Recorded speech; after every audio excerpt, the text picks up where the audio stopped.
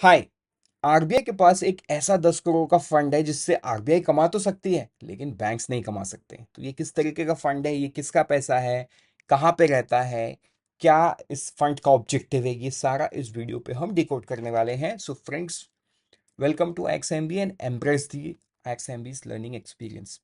सो first thing first, RBI कौन है? RBI कौन है? RBI bankers to the bank है, करेक्ट। आरबीआई के one of the function is to function as bankers to bank. अभी देखो, जब इस फंक्शन को आरबीआई करता है तो ऑब्वियसली बैंक्स के लिए कई सारे रूल्स एंड रेगुलेशंस बनाता है।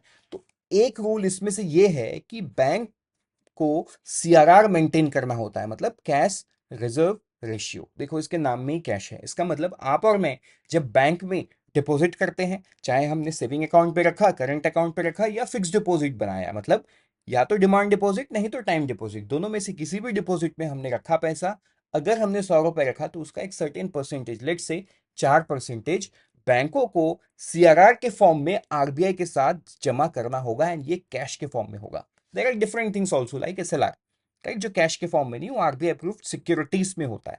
बात उस पे नहीं, बात हम सीआरआर पे कर रहे हैं, राइट। तो देखो, बैंकर्स टू बैंक, इस फंक्शन में ऑब्वियसली बैंक्स को आरबीआई के साथ एक अकाउंट खोलना होता है, उसमें कुछ पैसे जमा करने होते हैं। उसमें से पहला होता है सीआरआर, राइट। उसके बाद देखो, बैंक्स को भी इंटर बैंक ट्रांसफर करने के लिए एक फंड जमा करना होता है, मतलब एक फंड की अवेलेबिलिटी होनी चाहिए उनके अकाउंट में। उसके बाद बैंक्स को पेमेंट एंड सेटलमेंट ऑब्लिगेशन, मतलब आप और मैं जो inter bank payment and settlement कर रहे हैं, इस ऑब्लिगेशन को मीट करने के लिए भी बैंकों को अपने अकाउंट में कुछ पैसे जमा करना होता है। तो operational and payment and settlement obligations को मीट करने के लिए ये सारे पैसा आरबीआई के साथ बैंकों का एक अकाउंट है उसमें जमा होता है, राइट। तो अब देखो, इसमें जो जमा होता है, this has been increased over a period of time at 10.21%। अब ये over a period of time क्या है, हम अगर 2023 के साथ कंपेयर करें जहां पे कुछ 9,30,000 करोड़ रुपए के आसपास था, ये 2024 मतलब 31 मार्च 2024 तक आते आते ये 10,25,000 तक हो गया है, राइट। तो दिस इज 10.21% इंक्रीज, और ये जो इंक्रीज हुआ है ना, आप बोल सकते हो net demand and time liability बढ़ गया है, उस वजह से इंक्रीज हुआ है। अभी देखो, आपने साल भर में कई सारा न्यूज पढ़ा है कि bank credit is growing, bank deposits are growing. तो देखो, ये सारा डेटा में रिफ्लेक्टेड है एंड आपको उन न्यूज को इन न्यूज के साथ कनेक्ट करना होगा।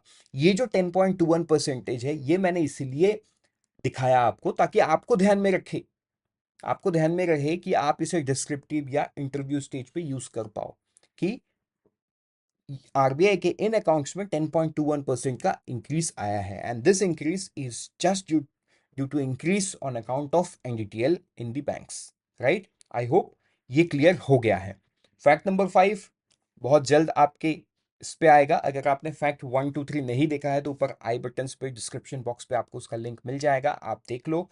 सो thank you and all the best, मिलते हैं किसी दूसरे वीडियो में। Till then, always remember, we help you prepare 50% faster. अब ये 50% फास्टर होगा कैसे?